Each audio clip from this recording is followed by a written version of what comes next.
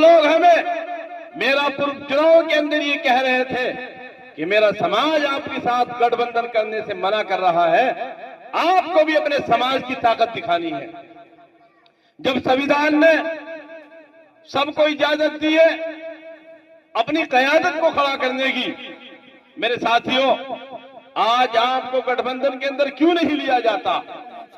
उन्हें मालूम है कि अगर इनको शामिल कर लिया गया, ये जितने फर्जी नेता बने फिर रहे हैं, हमारे वोटों के ठेकेदार बने फिर रहे हैं, इंशाअल्लाह सबकी पत्ते गुल हो जाएंगे।